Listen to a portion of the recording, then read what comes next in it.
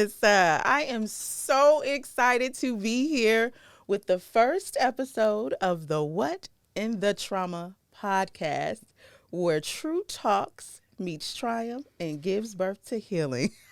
Today is going to be a cackle, right? Talking about trauma, but today is going to be a cackle with the iconic cultural phenomenon, Jamaica Jatoi. That is such a compliment. And I'm glad to be coming to you here live from, are we in Pakistan? Where is this? Because it took so goddamn long to get here. Where are you, Pakistan? Listen, Afghanistan? as long as you got picked up and came here, that's all that matters. Just show up. Just show up. But we are celebrating 22 years of baby boy. With this, look at him. I'm still amazed. The reason why I'm laughing at you guys is because Kecia is a very good friend of mine. Thank you. And I don't know if it's today, but she's a very good friend of mine. And I left rehab to come. I shouldn't be drinking this. It's Capri Sun. If you don't know, Jamaica Jatoi is a comedian first, actor second, cultural phenomenon, and executive I'm not a assistant. comedian. Something's wrong with me. Bitch, ain't nobody ever diagnosed me as a comedian. I'm not a comedian. I think you're a comedian. I don't. But I am amazed that when I got here, I'm going to tell you how together Kecia is. Kecia walked in here looking like a lesbian correctional officer. And within 5 minutes, that bitch dipped into a closet and came out with a whole look. So I applaud you for that. That's what icons We do. need to start teaching other women that it only takes 5 minutes to look like something. Listen, I love you. I love you more. It's so hard because we're talking about trauma, but I want people to understand that we've both been through a lot. Yes. So much. And because we can laugh and joke together, it helps us have these incredible, iconic, triumphant moments.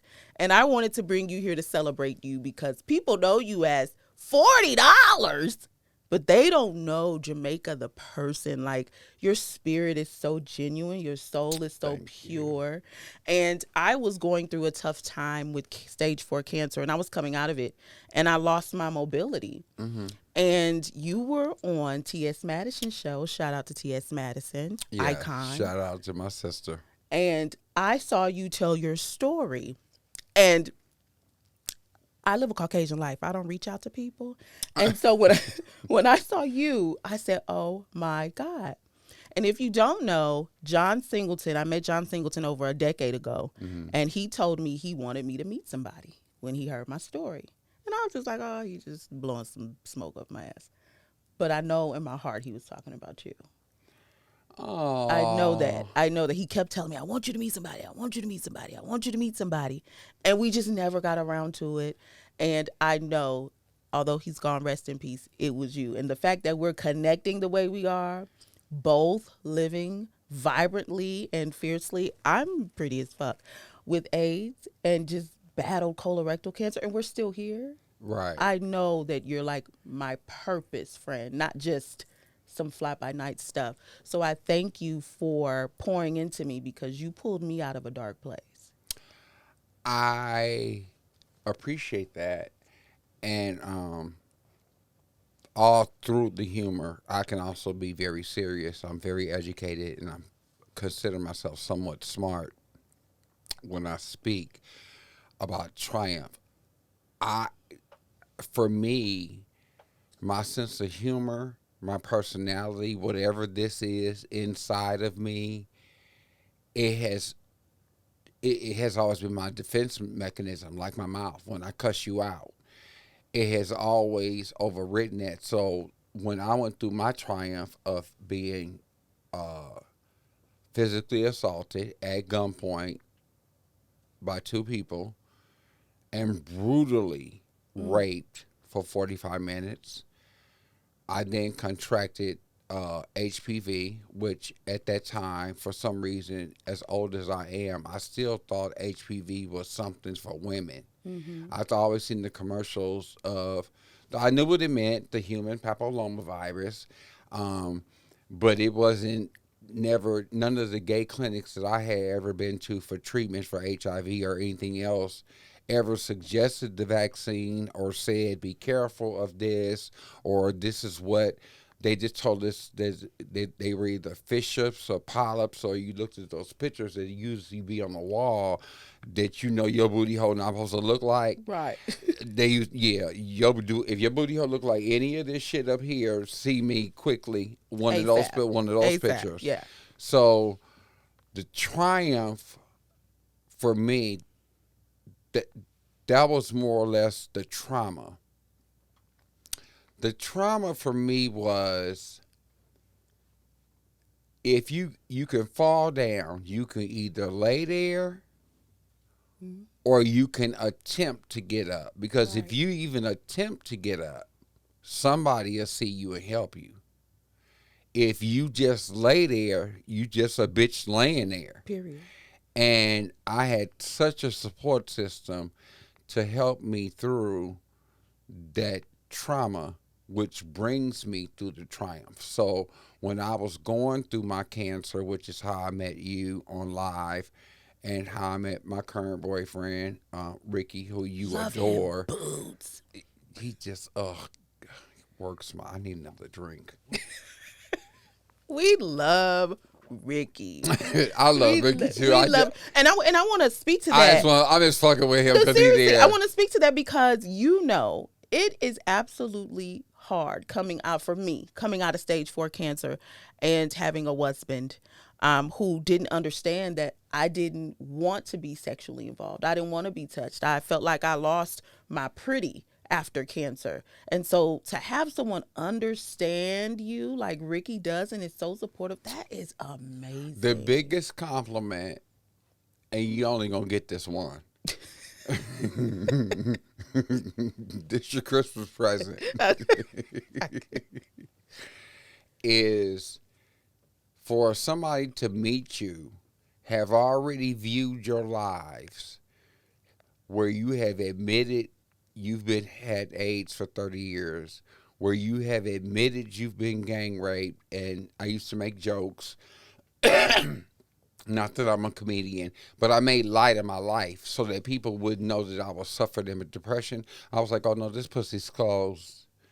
I'll suck dick for the rest of my life. I'm sorry, this pussy is closed. The shop is and, closed. And it is what it is. Right. And he had known all that, plus my mouth. For him to meet me, he met me in 2000. We kept a friendship for like 2 years. It was off and on because he was scattered. He was helping his mom out and helping other family members out in different cities. So we didn't really get to connect until, unfortunately, he had a stroke in June. And when I came back from working with Monique in September from Pittsburgh on her movie, we began to build this bond. I asked him often, how does he deal with me? But I think I'm a lot. You Bitch, are. don't you answer? Ain't nobody answer the are. answer. This is not your interview. Cut this shit. Cut this shit off. Cut it off. All of it. I don't approve none of it. I love you, boo. But to say it is hard, it is. To say that I got lucky to find somebody who, because I roll out the bed in the morning looking like a battered wife. And he would come over and kiss me right on the lips, and I go, why? And he go, it doesn't, nothing phases Ricky. Nothing. And I love that. And so I want to connect the dots on that because I want to break some of the stigmas where that people feel like individuals living with AIDS like myself in Jamaica cannot find love, or we don't do the nasty, or we don't want it, we don't feel it, we can't be desired, or we're not desirable, that is a damn lie, right? So when you first were diagnosed with AIDS, I want to connect how people carry the stigma into the industry. Who did you first tell when you were diagnosed with AIDS 30 years ago? The first celebrity in my celebrity world, the first person I told was Kim Whitley, because we had been friends for 30 years, so she knew. And what was her response? What was the response from some of your celebrity friends when Well, telling them something like that during that time? for her, it was, I can give it to you real short. It was Kim Whitley first, and it was, okay, so how are you? What are they saying? Because this is 1993, people are dying. There is no medicine other than what everybody accused my Magic Johnson of taking and not sharing, Right. even Right. though we know that myth or whatever. She's the first person. The second person that I told was John Singleton, because I had a serious doctor's appointment. He asked me, was everything okay? He had a look on his face one day, and I just had the morality in me said, you cannot work. This man has hired a homosexual with French tip fingernails, Beat. beat to high hell, running around here being the fag of all fags, and handling his business. And if I'm and we bonded a friendship through, we were able to have a professional relationship and also a friendship. That's hard to have. Absolutely. Everybody can't have that. Everybody cannot have that. And I could never consider him a friend if I wasn't honest and told him what those appointments were for. He knew. I told Tyrese. I don't know why I told Tyrese. No, he seen me one day and I wasn't looking well. And he asked me what was going on. And I think I told him. Then Vivica. Then Taraji. And I don't want to name this person, but this one I can't wait to see this celebrity. Actually, fuck it. I'm Jamaica Jatoi. I can't wait to see John Sally, And I think I because remember you I telling me that. consider John Sally a really good friend of mine. And John Sally called me one day. He used to always be on the morning show. And when somebody was going to be on, he would call me to give me the private line number to call in and taunt like Avant or whoever, one of the guests, and I would have the private line number. And one morning he called me and I taunted Avant. I did. But one day I remember, I'll never forget it. I was driving down Wilshire in Beverly Hills, and he called me, and I answered. That's when the Motorola flip phones was on, and I opened up the phone, and I said, hello, and he said, nigga, why you didn't tell me you had AIDS? Straight like that. And I was like, hello, and the conversation, I don't know if it was a conversation. I don't know if it was a reception back then, but we have not talked since then. But I'm sure he's matured much by now. I wish that man much success. I don't have nothing bad to say about him. If I did, bitch, you'd hear directly from me. Period. He was always a gentleman. Always. I don't think he would have treated me any different. I think, you have to ask questions first before you go judging. He may have felt I was in the same circle with everybody else that you trusted, and everybody knew but me. So why wouldn't you tell me? So why wouldn't you tell Yeah. me? Because you know, Jamaica, I fucks with you. So I'm giving him that opportunity. But I had never gotten a call where somebody talked to me like that. When I told AJ Johnson, she broke down crying. I love her. I love her. The one who played Tyrese's mother I and absolutely Baby love Boy. her. When Absolutely I love told her, that bitch broke down crying. You just can't bring stuff out to me like that. You just can't do that. Is anything wrong? I got home and in about 2 hours, that bitch had every doctor from CDC to Atlanta to New York to Chicago that for every itch, anything was wrong with me. She had literally, shout out to AJ Johnson. I love you. The AJ Zone on Instagram. These are true stories. That she called me because she was that concerned. But no, none, and Monique, and there's a few others. They don't all need to be named, but those were the first when I jumped into entertainment and really didn't give a fuck what nobody thought about me. Either you fucked with me Oh, you or you don't. didn't because I'm Yes. coming solid. If I come to you with information, it's about information. If I come to you about business, bitch, it's about business. If I come to you for anything, please know there's an intent. Yes. And if it's a not cute conversation, I'll give you that warning because Yes. I don't want to fuck up your day. Your grandmother may have just died. Yes. Keisha, I need to talk to you. It's not a cool conversation, so let me know when you're ready for us to get down. It's not that bad, but I just don't want to fuck up your day. Now, Right. if you turn around and tell me, no, I'm having a fabulous day, bitch, what is it? Okay, then we can have it out Then we can here. talk. Yeah. But I am that respectful where I don't want it. I just don't hide. I don't know where I wasn't taught this. I was adopted. I wasn't taught this by a grandmother.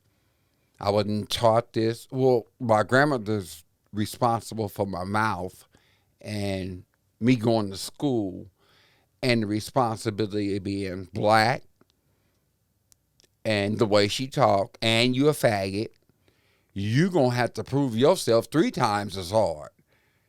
And that never registered with me. I Right. had heard black and worked twice as hard. You know, when you're black, but you black and a gay male. What is your feel? When I first decided what career path I was gonna take, she was very, very, very, very concerned about that. Because in this industry, you being a black gay man and being around heterosexual black men, that can be intimidating. That can shake some heterosexual men's table. So how was it? Because you've been around Tupac on the wall of icons. You've been around every rapper from Snoop, you name it, you've been around. And every story that I've heard you tell, even me being around some of them personally, aside from Tupac, they've all been respectful when it comes to hearing about HIV/AIDS. But how was it with you being around them, on set with them, being a black gay man and living with AIDS? Number one, when I told the people that I told, they didn't go blab it. So Right, Snoop didn't know. It wasn't a conversation I need to have with Snoop. I'm in the movie with you. We not friends. right. I'm not starstruck. Nice to meet you, my nigga. I seen him every single day for the whole during the. And do I consider him a friend? Yes. Can I call him on the phone right now? No, I don't have the nigga number. But if I ever seen him somewhere, he would definitely acknowledge me and be like, Jamaica, right? Yeah, he definitely knows who I am, and his wife Shantae adores me. Love her. Love you, Yeah, Shantae. yeah. Um, so that it didn't get blabbed out. I think more so blessed for me the reputation of how I got down when I took care of business. You got to Superseded that. remember at a young age, at 23, I am working at Capitol Records, Motown, Virgin, Sony, Disney, Fox, Universal, Paramount.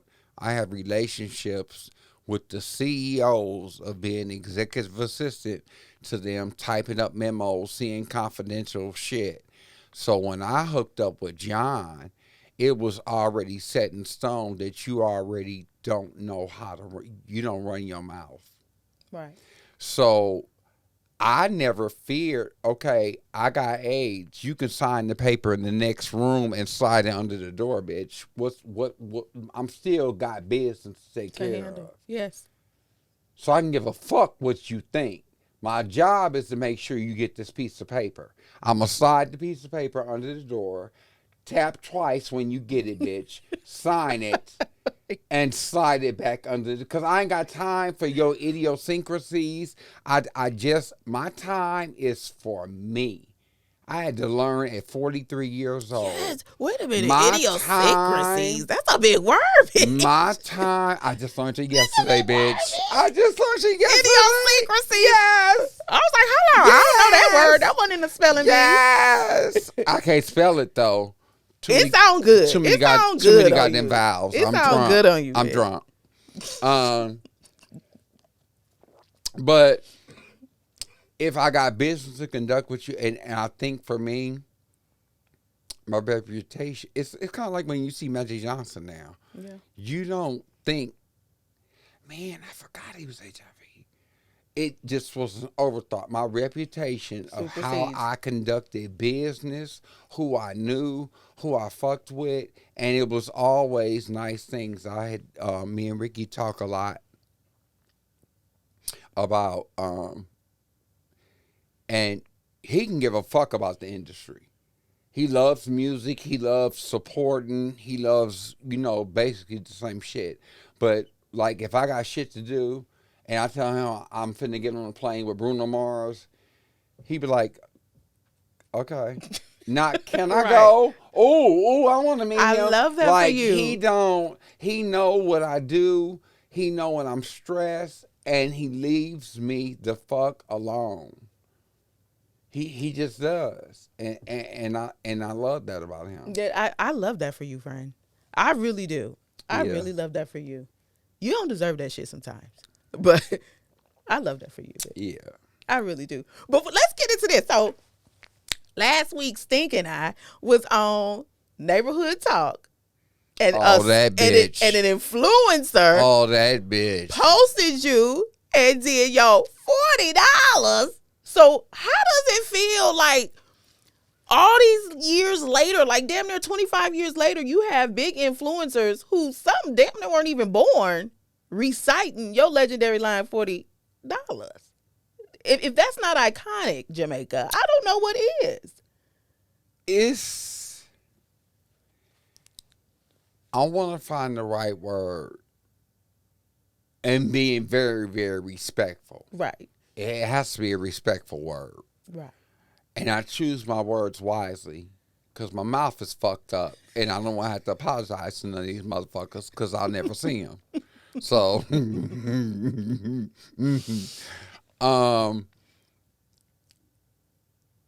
it is humbling but sincerely shocking because for me, you look at it from my perspective. Right. You get on screen, you're a gay guy. Everybody knows gay people. I'm sure it's the ponytail and the fact that I still have it. And you get up on a movie and do a scene and walk away in 1999. And it is 2023. That is some iconic shit. And you are in fucking Family Dollar looking like you got recently released. And all you want is some Captain Crunch with your ankle monitor on and go back home and enjoy it. And here come a bitch that want to take a picture on aisle 4 because she recognize you. And most of them are 19. And I'm like, you were 3 when they came out. Yes. You got to remember when I shot that movie, there was no YouTube. There was no Google. There was no TikTok. There was none of it. The only thing I thought is it's going to come out on DVD. And my friends will find it. I didn't pick up the phone and go, bitch, I'm in a movie. I didn't know till the day before until John said, tomorrow I want you to come dressed like you work in a beauty salon. I didn't know what the fuck that meant. And he walked away. I'm like, a smock? Like, what? That made no sense to me. So I brought an outfit, put it on, it fit. I did the scene. And for a minute there, after he was doing the scene with Tyrese selling the dresses, I was in the background. And so when he says cut, reset, I said, that's what he wanted me for? I wasn't mad, but I was like, to get dressed to be in the background of a scene that Tyrese. So then they reset the cameras. Mm-hmm. Now they focused on me reacting to what was going on over there. Bitch, I smoke weed. I wasn't paying attention.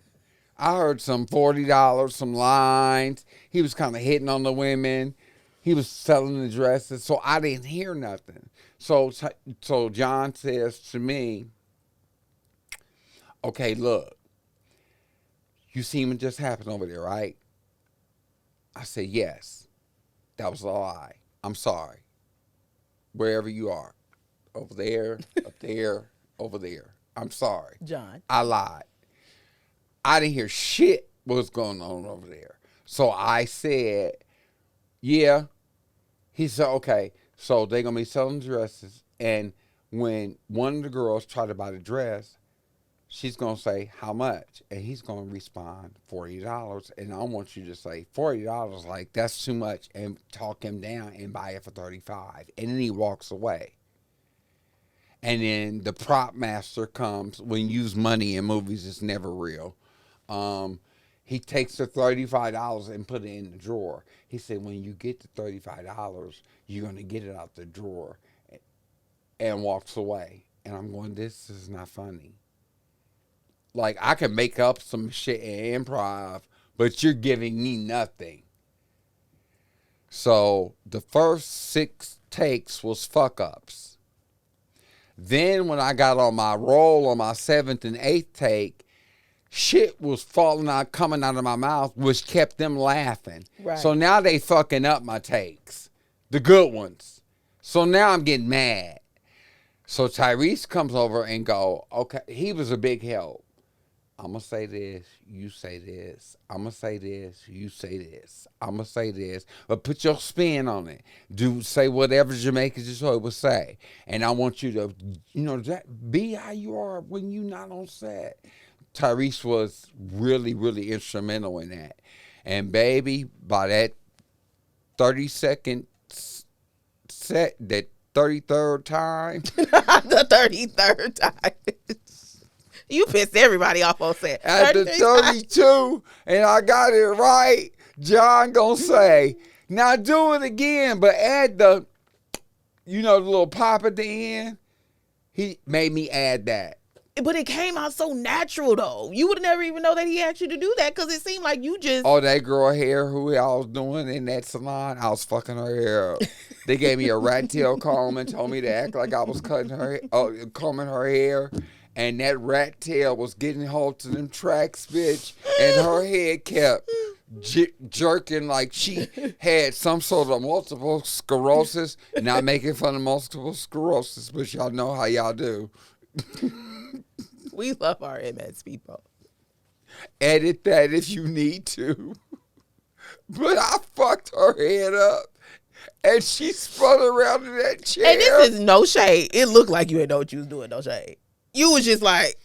I didn't. It looked like you was playing in a nest. I was in that movie Hair Show. So Monique, it was me, her, everybody was in that movie. Me, her, Taraji, Niecy Nash, Serena Williams, Tiny Lister, Debo from Friday.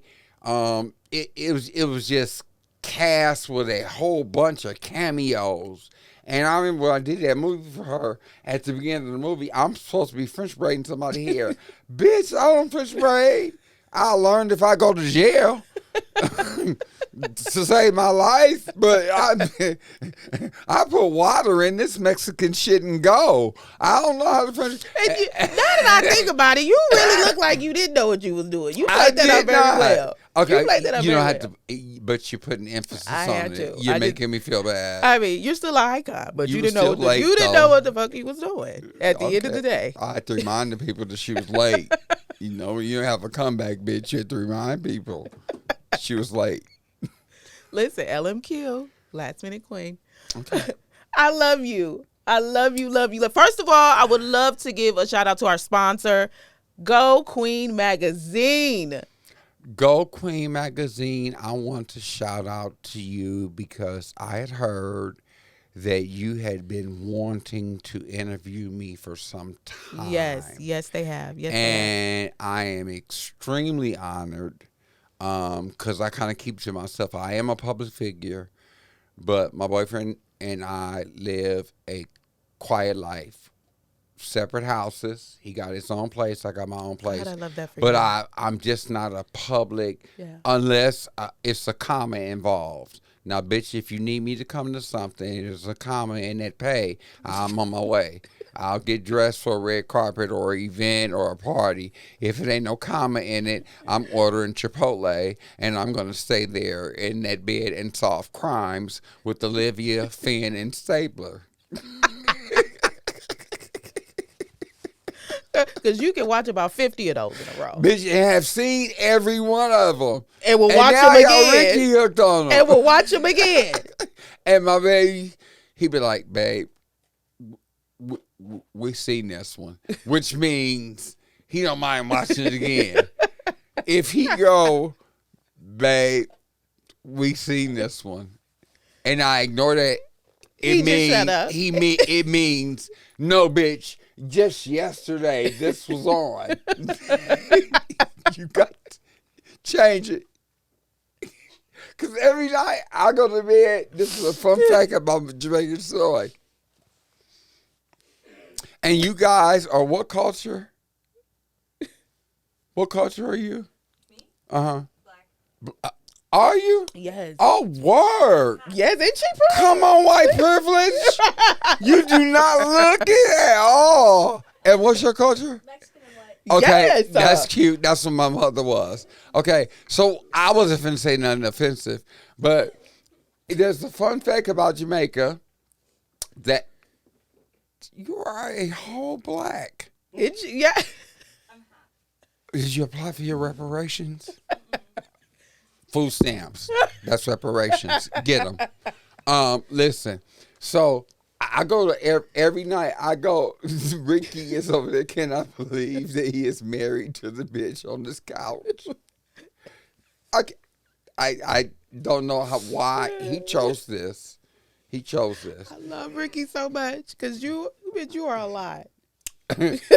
He only with me because I can take my teeth out. That makes a better blowjob. You know That's what? why he's here. I'm with you. That's why he's here, Listen, bitch. you're a lucky man, Ricky. You unglue these bitches, you can suck dick and like it's court ordered. But a fun fact about Jamaica Jatoi is every single night I go to bed to the Golden Girls. I see that for you. I- You give me I- very much Let me Dorothy tell you, tease. I go. You give me little- Dorothy wait, tease. So this is on Ricky. So I go one night and put it on the Golden Girls, and I set the timer for about 2 hours. So one night I said I'm gonna change it up. Will and Grace. Oh, that's my show. Ricky- That's my shit. Me Will too. and Grace is my shit. Well, not your friend over there, because Ricky turned around and said, if you don't cut these goddamn Caucasians off of this TV, I cannot Ricky! look at another Caucasian. If you don't put on the Parkers or the Martins or the Jeffersons or some shit, I cannot watch. And then now he done made me change the timer from the Golden Girls. Instead of 2 hours, bitch, I get an hour. And if I try to You cheat, give me so much and- Dorothy and- tease. and sometimes- very much Dorothy. and sometimes I try to cheat and put an hour 0.5, and he'll know. He knows. He knows things. Jamaica, this is why I love you so much, because we sit and we'll talk about all the traumatic things we've been through. Living with AIDS for 17 years, living with AIDS for 30 years, Yeah. colorectal cancer stage 4, colorectal cancer shit, no matter the stage, is traumatic. But to sit here and still laugh and have love and be pretty as hell, I'm very pretty. I'm just. And just to so y'all know, since we're talking about this anal cancer, it was really, really difficult to make a decision to tell your husband, I'll suck your dick, but But and tell the people how. Tell the people. If you want to fuck me, I can't promise you that. Tell the people, Jamaica. I have not had sex in 3 years. 3 years, and I have no desire. He is so mature. I have no. He's no. I'm talking about for his age. He's not significantly. I'm not share, bitch. He's 40, and even if you were, that's sickening. He's 41. But he was very mature in understanding that not only because of the PTSD and the rape and the intimacy of trying to please your lover, how disheartening is it that you're doing the same shit over and over, knowing that he may want some ass. Yeah. And it would be the same thing if it was a straight couple where a woman may be infected up in the front and don't use her butt. You know, you blowing your man every night is just not enough. So he always makes me feel comfortable and say, look, I'm not tripping because, you know, it's just what it is. I was about to say something, but I'm going to keep it clean because I haven't asked his permission to say shit like that yet. We're in the middle of a new relationship. Every morning he gets up and brings me my Coke and my ice, and I'm trying to cut off that shit. So Jamaica, that is amazing. I don't think you understand. There was just a couple from Love and Marriage Huntsville, I believe Kimmy, her husband went on a blog and said that he has to have sex. Mind you, she was going through chemo and radiation, and he said she has to do it. And she would roll over even in the nights when chemo had her sick, radiation had her sick. He said he's a man. He needs sex. Well, that's a part of her duty. Well, I can come as a wife. I don't think the Ricky that I love would be mad at me saying this. But I told him if it ever got to that point, bitch, I'll find you some. I got 6 other people that I used to fuck with that now know that you're in my life. I'll bring one of them that I already know over here, and I'll make y'all some tacos. Like, I'm not willing to lose a good man that I already got because I'm not able to please you. But I want to break that down. That's trauma, though. Part of trauma. Yeah, but it's also part of communication and great understanding in which he looked at me not like, he was like, are you serious? And I said, I'm dead serious. And I hear people with those, another one, idiosyncrasies. Oh, I don't want no man with no ugly feet, or I don't like uncircumcised men. Bitch, if he's a good ass man with a good ass job, make sure he jumps in that shower, pull that skin back on that dick and suck it. If he got ugly feet, bitch, make him wear socks. Like, I'm not willing to lose my man because I can't give him no pussy because I know a girl that got some good pussy. I want you to fuck her, and I'm going to make, you want turkey tacos or beef tacos? What kind of tacos y'all want? Then I'm going to thank her and put her out. I'll order an escort. We ain't got to know your name, your real name. What's your name? Lucky? Lucky, he's in the room. And I'm gonna break that down because after you go, for me, I can't speak for Jamaica, but after I went through radiation and had my butthole burned like that, and I watched my skin below my pelvis fall off my flesh, the thought of even being intimate was just not in my vocabulary. I showed him the pictures of the aftermath. You know how the radiation cooks your skin? Yes. And he looked at me like, bitch, I don't even think I don't want to go back there, so I'm okay with what you said. The trauma from that. He didn't treat me like that. And I know he didn't. It was more empathetic, like, it cooked your skin like that. Like, absolutely. I'm just now, last month, for the first time, was the first time Ricky has ever seen my feet. Dad. And they're not ugly. But the radiation had cooked our skin because when you have anal cancer, they only radiate you from the waist down. Yeah. So you only lose your pubes, your hair on your legs, and anything down there. That's all you lose. I had testicle shrinkage. My dick had shrunk up so much in my stomach. I'm being honest. That one day I had to pee and I was pressing it to come out so I Yeah. can, and bitch end up pissing. Literally, you know how you say your dick so small you piss on your balls. That's what happened. That's what happened because I couldn't find my dick. It had shrunk up. Listen. And that's why I make fun of it. It's a fucking reality for me. It is. It It is is. just reality. I'm not scared of shit. I'm fearless. And I will, if you ask me my story, I will tell you the truth. That the whole time, and that shitting on yourself Oh. during that radiation, Oh my goodness. them accidents, not Even still now. Still now. I'm incontinent. It's time. I called you, Jamaica, what was it, a month ago? uh-huh. And I'm a person to where I'm a boss. I stand in my shit. And I don't like to tell or show people an emotional side of myself because I've always been taught that that's a form of weakness. And what you're not going to do is catch me being weak. But cancer robbed me of that because I felt like I can't even hold my damn bowels. I'm in a depend. So I have no control. And I had to call you. Mm-hmm. And I don't like to bother you because I understand the day-to-day mental journey that we're on past cancer. It's so funny how we met on the internet, Yeah. on Instagram. And I had to call Jamaica and I was like, Jamaica. On Instagram. And I took a break. I had to take a break. I had to stop my Cancer Could Never tour. I had to do all of that because I got sick in Atlanta, December 14th. I passed out at my event. Nobody knew. I had an infection in my eye. My whole left side went numb and I was in pain. And when I flew back to LA, I was embarrassed. I felt powerless. And I said, nobody fucking gets what I'm going through every day. And not to mention, when I got off the plane, I shitted on myself, and I had to call you. And one of the things I said, Jamaica, I don't know how I can maneuver through this. And you said, I will tell you that it gets better. Mm-hmm.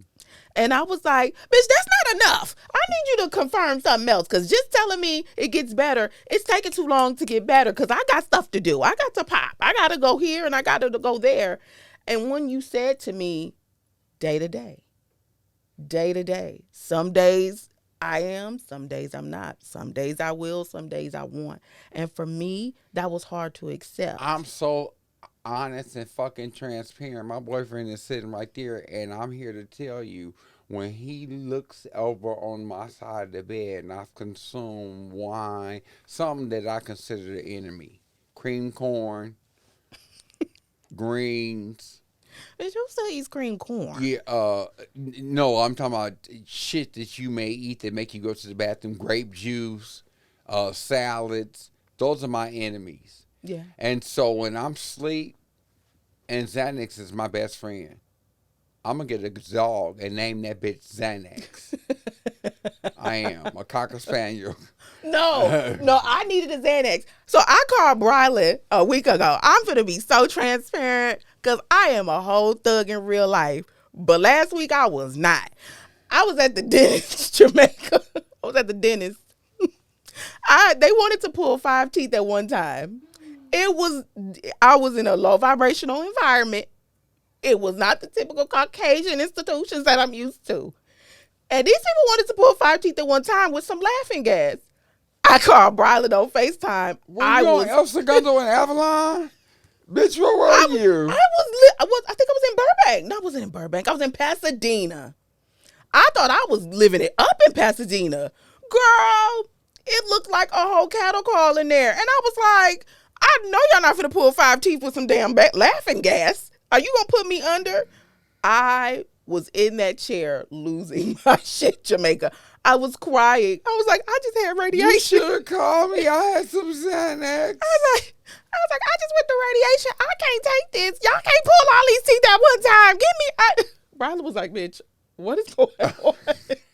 Like, girl, relax. They were looking Jamaica. They were looking at me in that dental office like I had lost it. But it was the trauma, the PTSD from radiation. And I want to thank you for your wine. I would have another glass, but your assistant tipped in my bottle without my permission, and that would have been my last shot. But he over there giggling and shit. So I'm gonna let Bubbles. Oh, I didn't mean to say his name. People know him. Jamaica. Bottom line is I needed a damn Xanax that day. And you were nowhere to be found. Nobody was nowhere to be found. Everybody can find me. I just had to be vulnerable. On the left side of that California King bitch solving crimes with Olivia, Stabler, and Finn. Listen, this is what in the trauma. And if we can't share with you guys, and we're laughing, but honestly, this is how we've gotten, for me, this is how I've gotten through my trauma. Being able to laugh at myself, cry with myself, talk shit to myself, talk shit to my friends. What's most important, and I think it's important to touch on in all of this silliness, is the prevention of it. Absolutely. I seen the commercial this morning, and I walked out the bathroom, and Ricky was sitting on the bed, and I said, I would never give my child that shit. That was an HPV vaccine. Yeah. But I do think it is important for anybody to go and bend over and let somebody look up in your butthole, whether you're having hard bowel movements that cause hairline tears, and when those heal, they are healed in fistulas. You can have polyps. I have been with men sexually to suck their dick and you lift their legs up a little bit. I'm honest, I'm transparent. But this is what we love. And this is what I need. have lifted their legs up and seen those things in the growing in the crack of their ass. That is cancerous. Yes. That is how Farrah Fawcett died. Yes. And if you can prevent that, it doesn't have to. And I know some of you straight women that are maybe listening to this podcast have had men talk you into that anal sex. That's your personal business. But every 6 months, if that's something you get addicted to, you only do it that one time, or you keep choosing to do it every other month to please him, please make sure that when you go get your physical, that you take the time to bend over and let him put that camera in the crack of your ass. Because anal cancer is not to be played with. I'd rather eat some pussy again. I'd rather eat some pussy than to go through that again. Not a joke. You heard me what I said, you guys. I would rather drive in a gas car. I'd rather eat some pussy than to go through that again. I would rather drive in a gas car. If you know me, you know I can't stand gas cars. Okay? It is my kryptonite. So absolutely, I am with you. Oh, that's what your Caucasian life? Mm-hmm. And let me break down what Caucasian lives mean. I love my Caucasian people. That's how I grew up. And Caucasian people have a way of being oblivious to everything. Like nothing matters to them but what's in their world. And that's how I'm living my damn life. Okay? In my world. When I first heard it, we were on live. And this bitch said, when I tell you Starbucks has the best Caucasian water. It does. And I was like, it does. Bitch, what? Starbucks water is top tier. I don't know if they get their filter from heaven, bitch, but Starbucks water is top tier. And don't let the fucking Starbucks be in Calabasas. Oh. That's a different type of head filter from heaven. I'm telling shit. Okay. Go try a Starbucks in Hawthorne versus Calabasas, and you tell me what the hell is the difference. But I'm telling you. But I'm out here living my best Caucasian life, and when I tell you, Jamaica, I adore you. Thank you, Kecia. Seriously. And then we inboxed. She told me she saw my interview. And we wouldn't have had a time at the district. Then we decided to meet. We ate at the district. She ran out on the bill. She told me she was paying the bill. He is a liar. She told me she was paying the bill. Bitch, I went to go pee, and she was outside talking about, Jamaica was ordering come drinks, on, and come if on. you've ever been out with a cackle and a piece of eat and a piece of 1-2 with Jamaica just be ordering drinks. Get another one. Get her another one. And you like, I ain't finished the first one. Refucking wax. I ain't finished the first one. Baby, if you want a drink that tastes like dick, go to Benihana's and get that purple, whatever purple cocktail that is. I'm sure y'all been to Benihana's before. You seen that purple cocktail? Have None you? of us are professional. None of us are Olympian drinkers like you. Like everyone else are just regular. Okay, first of all, the Olympian drinker is my child. Maybe. That bitch drinks moonshine made from the backyard out of tree bark next door to where Harriet Tubman started the underground. So that bitch don't put that on me. These are from the best. But so Jamaica, what does healing mean to you? The whole point in the One in the Trauma podcast is to get people to see our stories, because I think people will see me dressed a certain way, acting a certain way, see me worked in the industry and overcoming all this shit, but they don't understand what we go through behind the scenes. So how can you inspire others, or what can you tell them on their journey of healing? Because it can be a fucked up one. And if you don't have anybody or know where to start, or everything appears on Instagram like everybody's doing so good and they healed so well and they're not going through anything, behind all of that, how is your healing journey, and how can you help somebody through theirs with some The words? true key to healing is Xanax and Band-Aids.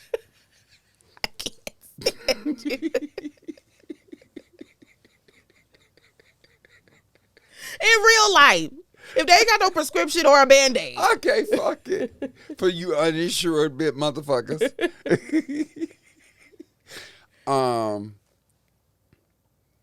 It's a choice. It has everybody is not, I'm being real serious. It's not embedded in you know how they say a mother's bond with her child, she'll do anything, and then you'll see some miraculous YouTube story about a woman who was able to move a car to save her child. Yeah. That extra adrenaline thing that you get. For me, it's just that. It's either it's kind of like a gift. Either you can sing, or you could be taught to sing, or you're born with it. And I think that for some reason, which I pride myself on, I am born with the ability to, and my profession helped too, not take no for an answer.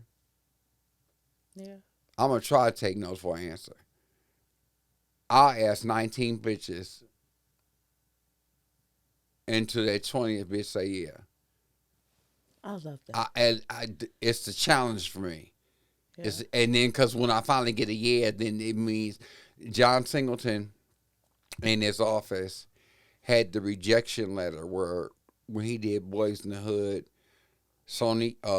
Disney said no, Fox said no, Universal said no, United Artists said no, Paramount said no, Lionsgate said hell no, and Sony took a chance on him and gave him his chance. He kept those no's, and I've never ever forgot the visual of those pictures hanging over. They were over the head of my office of why he kept those letters. I try to never take no for answer, but I've always been blessed with that ability of, and I don't like the word teach because I don't teach Ricky anything. He's grown. But one thing Ricky, I can say, has adopted for me is when I need to de-stress, bitch, everything stops. The phone ringing, I look down, it's Monique. I'll call her back.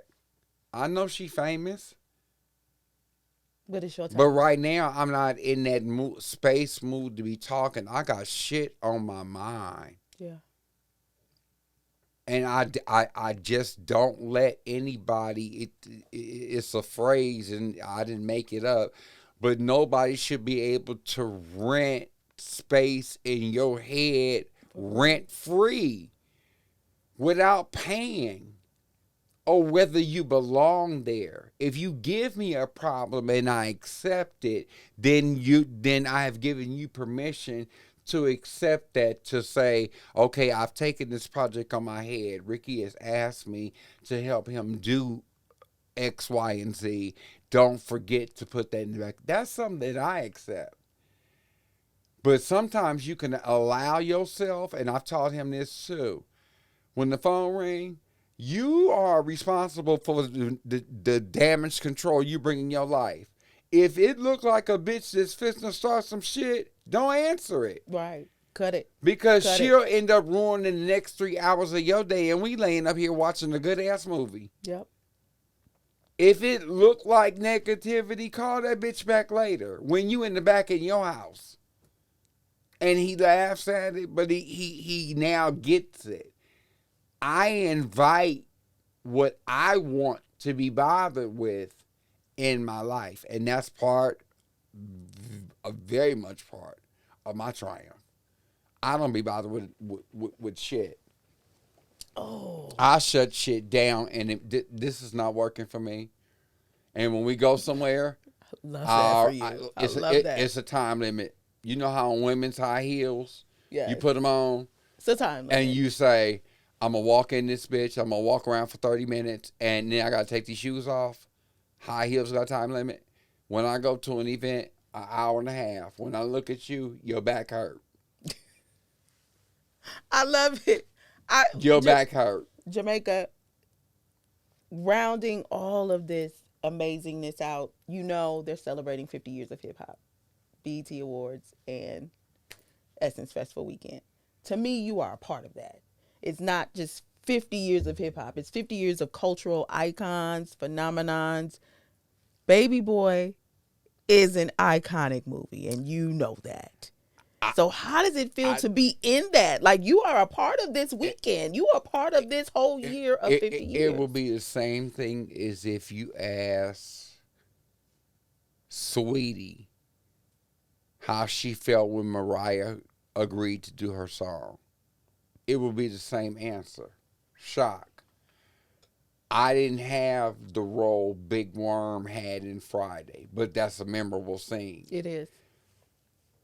Day Day from Friday is a memorable character. To have one line, one small scene, and it sticks out like a scene in Soul Food, Belly, New Jack City, Minister Society, Love Jones, Jason's Lyrics, Love and Basketball, any of our black movies that we have where we repeat lines all the time.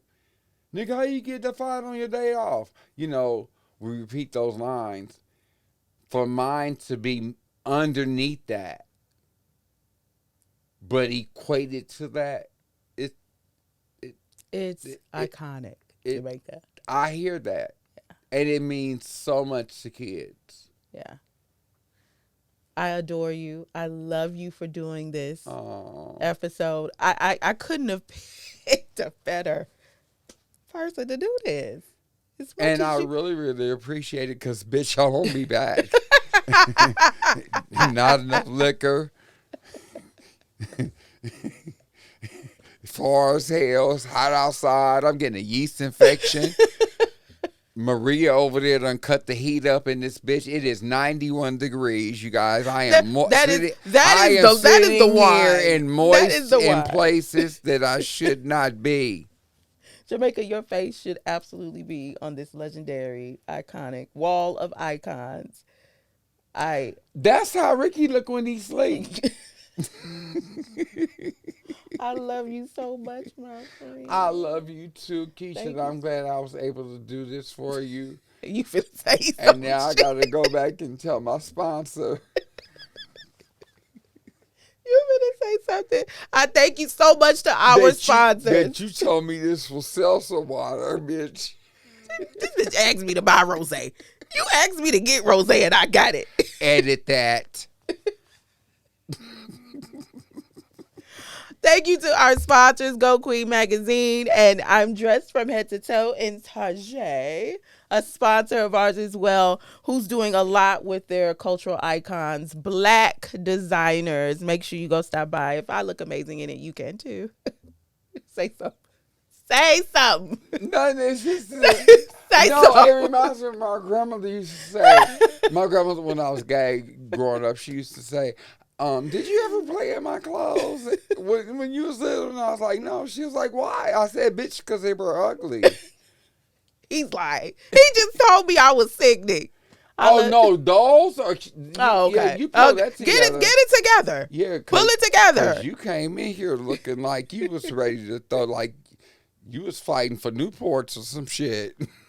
I love you guys. Thank you so much. Join us next week for the next episode of What in the Trauma podcast. Thank you guys. I love you. You are crazy as hell.